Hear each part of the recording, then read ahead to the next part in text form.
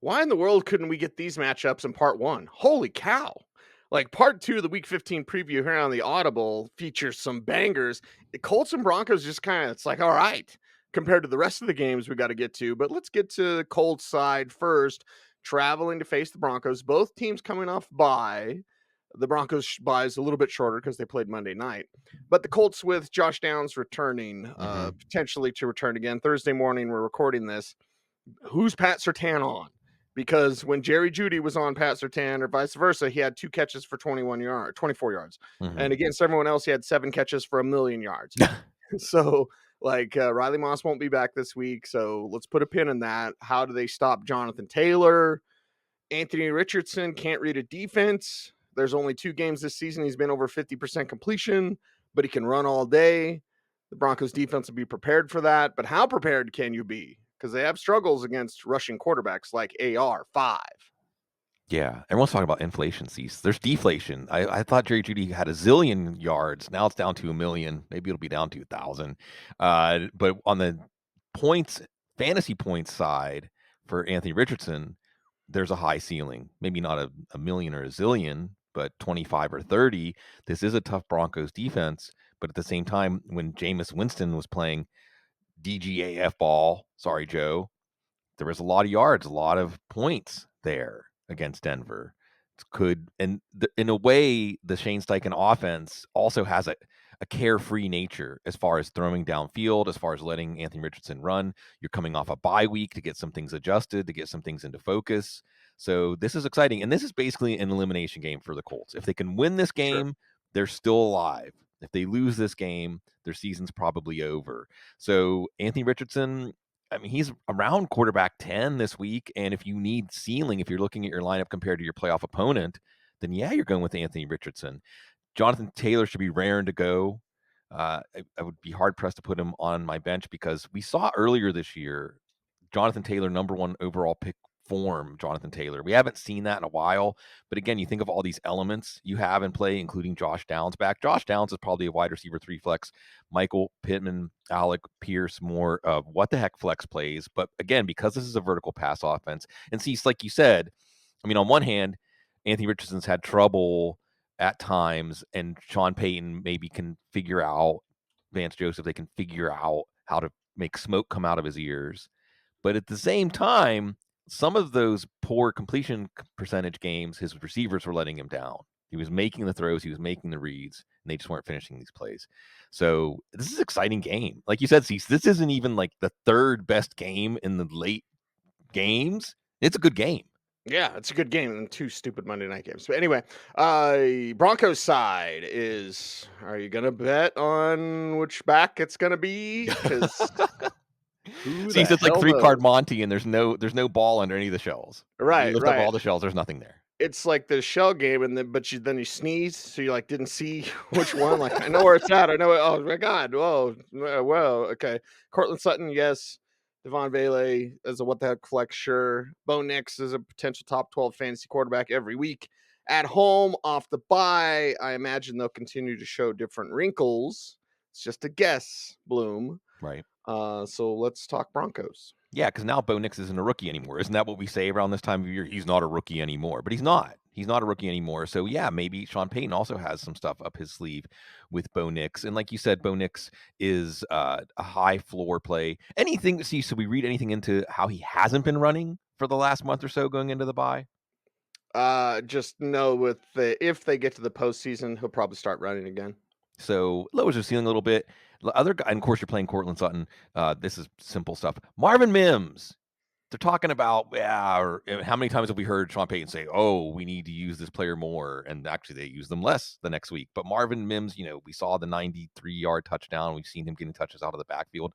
Does he rise to what the heck flex? I know we don't do that anymore. Is he a what the heck flex in this game? Yeah, well, we do what the heck flex. We just do it within the show. Brevity's sake, we can't do it at the end anymore. But yeah, he's a what the heck flex for sure. Yeah, so he's an interesting guy. And it certainly, if you're looking at your flex spot and you think, well, I need to get a long touchdown out of this spot, Marvin Mims gives you a chance of that. He does give you a chance of that. Bills and Lions, what's that give you a chance at? Heart problems? Super Bowl preview. Please, Bills. from your lips to God's ears. I'll make Bills Mafia mad, but you'll be all right. Get as offended as you like. Bills have got to get there. Yeah. Like Bills have got to get there. The Lions, the NFC bracket's a little bit easier. But let's talk about this contest. What Buffalo can show. There's no weather to be concerned about because it's in Detroit. So let's go, Buffalo. Yeah, if I could have a wish, a genie, a football genie, I would wish for this Super Bowl. Not for the Steelers Super Bowl. Sorry, Steelers fans. Gotten to enjoy it. I want to. This is the game I want to see played in about a month and a half, right, or 2 months. I'm reminded of the moment, the game that made me a sports fan for life, truly a sports fan for life, was when Jim Valvano, rest in peace, NC State beat Houston. But the game before that in the Final Four at the Pit, the underground, amazing place in Albuquerque, New Mexico, where I spent some time in my childhood, um, it was Louisville against Houston, and it was an absolute fireworks display. And I think the joke they said was that if a little kid had wandered onto the court, Hakeem Olajuwon might have picked him up and dunked the kid, or Clyde Drexler might have alley-ooped him to Hakeem Olajuwon. This game, if a kid ran onto a field, they might throw him downfield for a touchdown, because this is going to be the highest scoring game of the week, unless it's I just can't see it, the way Buffalo's defense played, the way Detroit's offense is playing, the way Josh Allen is playing. Josh Allen, league winner. I mean, if he keeps this up, I'm not saying 6 touchdowns, but if he keeps this up, we might be asking, is he a first round pick next year in fantasy leagues? He's looking like a golden ticket right now. Khalil Shakir, well, the problem is he's got like 8 guys to throw to. Isn't this finally, and you added in Amari Cooper during the season. So finally, the full vision of this Joe Brady offense has come together. For fantasy, it's a nightmare picking which one of his pass. I guess Khalil Shakir, because of what he's doing after the catch. And because this game could get out of hand. I mean, they're all what the heck flexes. Keon Coleman, Mac Hollins, and Amari Cooper got a ton of targets last week because of that change with Dalton Kincaid back. Amari Cooper also is someone you would trust, but I won't be shocked if he's just another role player here. But at the same time, they all might come through. Everyone is back. And then the other question here is James Cook. I don't know how you can bench James Cook because of his explosiveness, because of what he's done as a touchdown scorer this year. But last week, as they fell behind, he wasn't really a big part of the game plan. I won't be surprised if that happens again this week. This is a see. So I look at these games, these late games, and it makes me back into a football fan. Forget about fantasy football. Forget about predicting things. Forget about am I right? Am I smart? I just want to enjoy this game. Yeah, I just want to sit back, enjoy, and why wasn't this a Monday night game? Anyway, Detroit side of things, which again is everybody. Yeah. Jameer Gibbs, David Montgomery. By the way, I've said Ashton Gente is a combination of Montgomery and Gibbs. I Ooh. really believe he is. Believe he's a top 10 And David pick. Montgomery was a combination of everybody. Remember the famous graphic? So that makes he's like the ultimate running back then. He is going to break Barry Sanders' record in the next game. But let's talk Lions side because again, it's a lot of Lions in your lineup this week. Yeah, Jared Goff is hard to go away from because you saw how Buffalo's defense was just discombobulated by the Rams. Obviously, Montgomery and Gibbs are in. Obviously, Amon-Ra St. Brown is in. Jameson Williams is in. Jameson Williams is getting almost as many first read looks as St. Brown, and you have the upside. We may see Jameson Williams outscore St. Brown in the fantasy playoffs, starting with this game. And then Tim Patrick. The 2 touchdowns last week. He's a what the heck flex. Sam Laporta, top 10 tight end, not a preferred tight end, but you better have a George Kittle. You better have a Brock Bowers. You better have somebody with some real oomph if you're playing them over Sam Laporta this week. And, sit back, relax. The plane is about to take off, and we'll see how many fantasy matchups are decided by this one. Quite a bit, I would imagine. Steelers and Eagles. One year they were the Steagles back in the 40s, Yeah. but Steelers side first, and well, Russell Wilson, maybe with George Pickens. What's the latest there? I wrote about it in our Football Guys newsletter. By the way, sign up for that; it's free. But the Pickens thing, it's like Mike Tomlin was non-committal. It's Yeah. just plan on him not playing. Right. Which means what? Mike Williams? Like, okay, who else? For Russell Wilson and the company. Yeah, I look at this game, a very important game. Philly is still in it for the number 1 seed. Steelers still trying to hold on to the division lead. And this is almost the opposite of Buffalo, Detroit, right? That game could just get more and more and more wide open. like Hagler and Hearns, just trading haymakers. This one I see as a defensive battle. This one I see as both of these teams kind of going into a shell, special teams, kicking game, get a turnover, field position. So not a lot of excitement here. For the Steelers side, Najee Harris, I guess. But doesn't this feel like Najee Harris 16 carries for 45 yards, maybe a touchdown? Probably not a lot. Because you don't expect either team to run away from the other team here and force this into a wide open game. Pat Freiermuth, top 10, top 12 tight end if George Pickens is out. And like you said, Cease, Mike Tomlin is giving off signals that George Pickens isn't going to play. And we don't spend a lot of time on the show saying, well, Mike Tomlin's playing mind games. Yeah, it's Mike Tomlin. He doesn't do that. I don't think we're going to see George Pickens, so maybe Pat Freiermuth. But this is a big game for the Steelers because if they can win this game, they'll keep that 2-game lead over Baltimore, and then it won't matter if they lose to Baltimore. They can still win the division. So, yeah, this is a big one. Big one for the Eagles side as well as they try to hang on and well, they'll try to beat you with Saquon Barkley over and over and over again as our guy Marshawn Lynch says, hey, yeah, do it. Looking up they're gonna kiss and make up between AJ Brown and Jalen Hurts. Right. Right. Are we gonna see that on the field? We actually could. I mean, let's go narrative street, Sigmund. Yeah. That hey, you wanna make things better? Speed them the ball. What needs to be fixed? Our passing game. How do we fix it? Lots of AJ Brown. Yeah, you could see Joey Porter Jr. Committing like 7 penalties in this one on AJ Brown, Yeah. or AJ Brown catching 7 balls for 200 yards. So a lot of squeaky wheel narratives this week. Jaden Reed, kind of another one here, but AJ Brown, he's a quarterback one. I mean, a wide receiver one. Jalen Hurts is in your lineup. Low ceiling though, honestly. But real quick, Cease, how many quarterbacks would have done what Jalen Hurts did in this situation? Said, yeah, he has a point. Like, I need to play better. How many quarterbacks would do that? You could count them on one hand of a bad woodshop teacher. I hope everyone out there had woodshop. Do they still teach woodshop in schools? And then maybe Devontae Smith is a wide receiver 3 flex. Maybe, again, if this is a defensive battle, we're not looking at Grant Calcaterra. We're not looking down the lineup for options here, but we are going to see a very physical game. And like you said, Cease, one that if Saquon Barkley gets 30 carries, wouldn't surprise me. Wouldn't surprise me whatsoever. Now, for brevity's sake, Sigmund, Yeah. I'm going to give you Patriots and Cardinals at the same time because we've Sure. had some bangers to begin with. We got some more, but Patriots Cardinals less exciting here on the afternoon slate. So I'm going to give you both teams at once. If you're thinking, there's a big group of streaming quarterbacks. If you don't have somebody you're automatically playing, I'd like Drake May's upside here again, coming out of the bye. He's not a rookie. Ramondre Stevenson's what the heck flex. Hunter Henry is a high floor, low ceiling tight end. There's no wide receiver option, but we're still gathering data. Keyshawn Butte, Demario Douglas, if Polk plays, if Baker plays out of the bye for the future. On the Arizona side, you have Kyler Murray as a high ceiling option here. He's a quarterback one.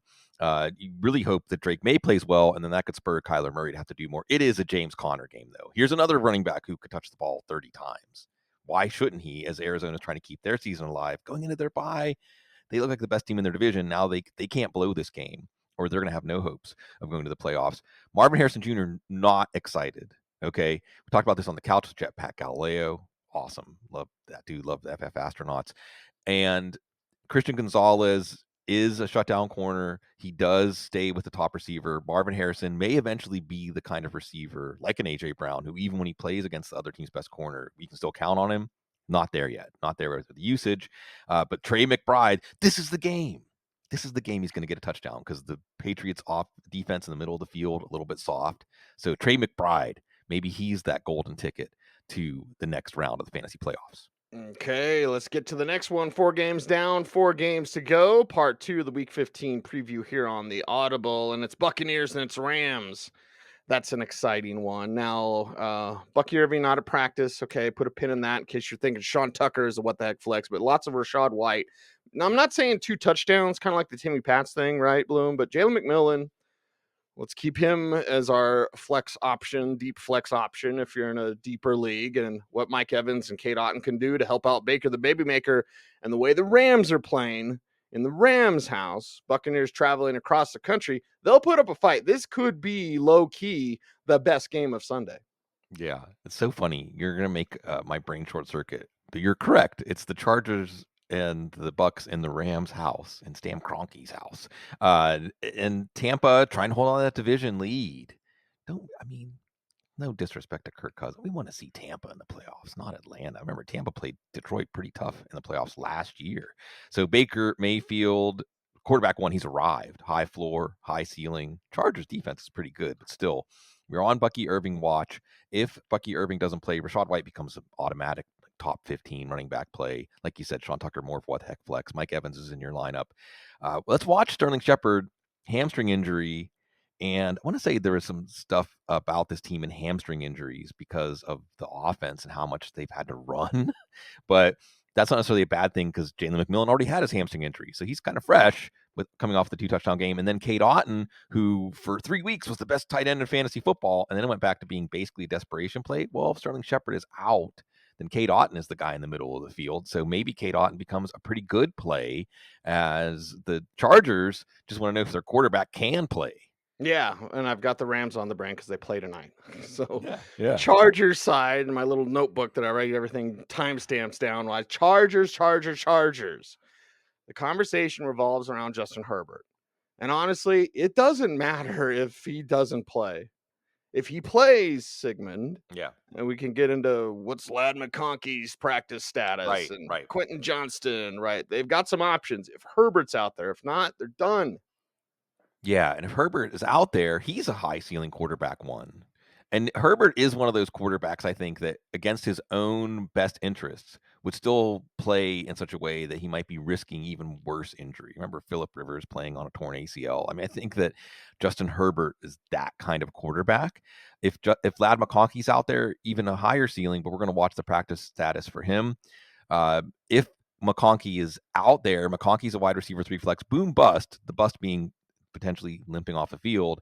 And then Quentin Johnston and Joshua Palmer are what the heck flexes. If McConkey can't play and Herbert does play, there's all this math, right? Then Johnston and Palmer, because it is the Tampa pass defense, which is pretty vulnerable. Antoine Winfield got hurt last week. There's going to be stuff open downfield. There's no run game either. That's another reason that we like Justin Herbert. No, there's no way, even with some injuries up front for the Tampa defense, that you're going to play Gus Edwards. And you just want to see this team round into form because if they have a healthy-ish Justin Herbert in the playoffs, they've got a puncher's chance against anybody. But if he plays this game to try to keep them where they're at in the playoff race, but these leg injuries, multiple leg injuries get worse, then maybe are you giving up the possibility of doing something in the playoffs just to get into the playoffs? That's the choice for the Chargers right now.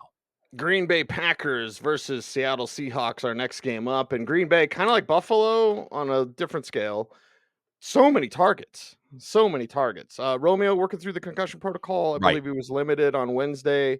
He's got to practice. We'll see how he responds there. You mentioned the Jaden Reed stuff. Okay. And also just put a pin in it. It won't be for this week, but Luke Musgrave was designated to return. Mhm. So if you want to throw a fly in the ointment of the Tucker Craft explosion, explosivo, then we'll see. Maybe Musgrave's like a secret weapon for him in the postseason. But this time, traveling to face Seattle, who does Jordan Love go to? Because he's got a lot of options. Yeah, that's the thing, right? Going into fantasy drafts, some people are putting a chip on Jaden Reed. Some people are putting a chip on Christian Watson. Some are putting a chip on Romeo Dobbs. Some even putting one late in the draft on Dontavian Wicks. But what we didn't count on is that Jordan Love would be throwing the ball 20 times a game. So you have this pass offense where the ball is spread out, and now you have potentially another target returning, and you have a low volume passing game. So who do you play? Tucker Kraft is probably the most trustworthy just because he showed multiple ways to get to value. And you do have the what the heck flex upside for Christian Watson. You have the what the heck flex upside for Jaden Reed, but that's all they are at this point. And that's where we're at. Even Jordan Love. Jordan Love, if he just could throw 30 or 35 passes in a game. So in some ways, you're looking at Seattle and saying, how good is the Seattle offense going to be? They are starting to come around. Some good conversation about Ryan Grubb and how, hey, give it time. We've talked about this with some quarterbacks like Bryce Young, right? Give it time. They're learning new offenses. Is this offense getting more comfortable jumping to the Seattle side? But they're intertwined with all these games. So if Seattle's offense has a good game, maybe Jordan Love is that high upside quarterback one you're looking for. But He's more like a streamer because of not his own fault. He's actually playing better as the season goes on, but the blueprint for them to win doesn't have him throwing the ball a lot. Yeah, Seattle side is maybe more Zach Charbonnet. We got tests on Kenneth Walker Right. for the calf injury, so we'll see there. JSN continue to do work from the slots better than anyone in the league. DK Metcalf, a full participant this week, and Gino out there dealing. Seattle side, kind of simple. We just need to make sure it's Charbonnet, which it should be this week. Yeah, not only is this a game that can help them stay in control of the division, it's a game that can give them credibility in the playoffs. So the backfield questions, you would think that if Kenneth Walker is not 100% or whatever you can get to at this point in the season, 86%, like when your battery and your phone is old, it can't charge back to 100%. That's football players at this point in the season, right? But wouldn't you rather go into the playoffs with as healthy as possible Walker and Charbonnet as a 1-2 punch than to put Walker back out there before he's ready and maybe calf injuries are tricky. Okay, cue Dr. Gene. Calf injuries are tricky. Jackson Smith-Njigba in your lineup. No questions asked. We've seen his ceiling. DK Metcalf, wide receiver reflex, tough to bench him. Hasn't done much in about a month. Since JSN has broken out, Metcalf's ceiling is lower. Gino is more of a quarterback to super flex because of the running game, because of Zach Charbonnet and how he has come on. Obviously, if Walker's out, Charbonnet's in your lineup. If Walker's back, Walker is a risky running back to flex. Charbonnet more of a what the heck flex. I think Jetpack Galileo on the show yesterday said he would project 60-40 for Walker, not that this would become a true committee. And he brought up a good point that starters don't lose their job unless there's a reason that your backup can be outstanding, but there's nothing that's happened with Kenneth Walker's play that they would be looking to take work away from him. So I wouldn't expect that for as good as Charbonnet looked last week. And now we move on to the Monday night games. Yeah. At least the Bears in Minnesota is kind of interesting. Spoiler alert, I'm going to toss the last game to you just to Yeah, everybody. But right. let's talk Bears side. Bears Vikings. This one's interesting. Okay, somewhat. 2 Monday night games is dumb, but Bears Vikings will have my interest. The next game, not so much. But fantasy gyms, plenty of interest because with your Bears, you're like, why can't it's the meme of the stick poking, like, do Do something. something. Come on, do something. Everybody, do something. Isn't there another bounce? Like we've said, it's a dead cat bounce, not a dead Right. cat dribble. Yeah. So I hate that. I hate that term, by the way, but still, like that's what it is. So how's Chicago look in the Yeah. spotlight against Minnesota, who could just Minnesota could just crush them? Yeah. I mean, there's a conversation where Minnesota goes into the playoffs as the number 1 seed. Okay. That remember, Minnesota is going to know when this game kicks off whether Buffalo had beaten Detroit and whether Pittsburgh had beaten Philadelphia, which could make this game a much more interesting game as far as possibilities for them. Will the Bears wake up from hibernation? That's the question here. Ah, Because they played, I said this yesterday on the couch, the worst half of football that on both sides of the ball that any team has played this year. Truly. That's why when we're looking at San Francisco playing tonight, you got Thursday night game on your brain cease. Was it just the Bears were that bad, or has Kyle Shanahan lit fire under the 49ers as they're trying to save their season? So Caleb Williams, high ceiling, low floor. Without garbage time, it would have been all floor. DeAndre Swift, a flex play, maybe a running back too, but more of a flex play when Blake Cashman is out there. The Minnesota run defense is very good. You do have a high floor play in DJ Moore and Roma Dunze touchdowns. Wow, the second one was beautiful last week. mm. And Keenan Allen, they're just what the heck flexes because again, this could be one of the worst offenses. This could be one of the best offenses. We saw Caleb Williams put up some numbers even against Detroit. We saw him put up some numbers. Can he do it? I have no idea where this team's head is right now, but I know where Sam Darnold is looking when he is throwing the ball. Yeah, and I'm thinking of either the Yodeler on Price is Right Mm. or one of those carnival horse races with the Uh-huh. the stick figure horses or Yeah. whatever, because it's Jordan Addison, Justin Jefferson like Right. racing. Right. Who's gonna get in the end zone more? I got 2 touchdowns. I got 3 Right. touchdowns. Yahtzee, yay. Doesn't it feel like Yahtzee watching the Mm. Vikings? Mm. Again, Mm. baby, this is the fun one. The next game, not as much, but this one's the fun one because Minnesota could make it fun with multiple weapons. Yeah, here we are in week 15, and Jordan Addison is a must play. He's a must play. If someone said, I have to bench Jalen Waddle, I would have to bench Debo Samuel. Okay. Even if someone said Jordan Addison or Garrett Wilson, how could you have 2 of the last 3 games, Jordan Addison's been one of the best fantasy receivers, period. There's no way you're going away from him. Obviously, not going away from Justin Jefferson. Tag team back again. As it's really, see, so when you were mentioning that, I was thinking of the old, was it Michael Jordan, Larry Bird, the nothing but net? Yes, yeah. It's just like who can score the more difficult, amazing touchdown? Aaron Jones, running back 2. Sam Darnold is a high floor quarterback 1.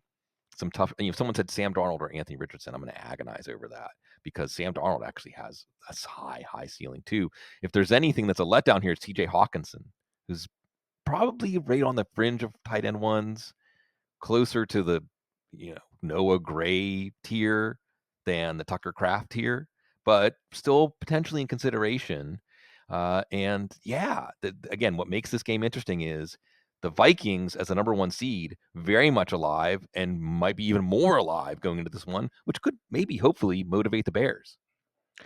Final game we're going to talk about. I'm Yeah. going to toss them both to you Right. because I'm not interested in Atlanta unless No. Michael Penix is in. Right, and he's not. And I'm not interested in the Raiders, even if Aiden O'Connell, he's okay. Like, you get carted off, and he's okay. Okay, good. I'm glad. No major injury there, but it's the Falcons and it's the Raiders, and Bloom, it's on you, brother. Yeah, there's not. I mean, what are we going to talk about here? Darnell Mooney, wide receiver 3 flex. Drake London, probably a wide receiver 3 flex, maybe a wide receiver 2 because he has a higher floor. Bijan Robinson should touch the ball 25 to 30 times in this game. So that's the thing. You're thinking, oh, Raiders, good matchup, good for the passing game. Maybe not. Maybe it's 30 touches for Bijan Robinson and 15 touches for Tyler Algier, and only have Kirk Cousins throw the ball 20 times. Why not? As they're trying to keep up with Tampa Bay. They're going to know if Tampa lost to the Chargers, by the way, which could let them get back into the lead in this division race. Ray McLeod, what the heck flex? But again, if we don't expect Kirk Cousins to have to throw a lot, how much do we like him? And Kyle Pitts. We still getting questions about Kyle Pitts? Watch him. One thing we remember from even the bad old days of Kyle Pitts is it's the bad days now. Sometimes when it's an easy matchup, and there's some youth in the middle of this defense, sometimes Kyle Pitts could go off against a defense that really didn't have an answer for him. I don't think that's going to happen. He's barely ever the first read. He's not even on the field that much. But if you want to throw a Hail Mary at tight end, Kyle Pitts still qualifies, but that's where we are with him. Does it matter if Desmond Ridder, former Falcons starting quarterback, or Aiden O'Connell starts? No, because you're playing Brock Bowers no matter what, even though Michael Mayer could cut into his upside. Michael Mayer is a what the heck tight end. You have to get a tight end from the waiver wire, maybe. You might look at Michael Mayer after what he did last week. Jacoby Myers should be in your lineup as a high floor play. And last but not least, Sincere McCormick has earned the starting job. And sees every year there's at least one guy we say, and what's not Patrick Taylor, as Isaac Orendo is like, oh, I'm going to play. I think I'm going to play. Sincere McCormick. Love this story and love the idea of getting him in at least as a flex play, as if there's something that can make this game worth watching. It's this young man making a name for himself in the NFL.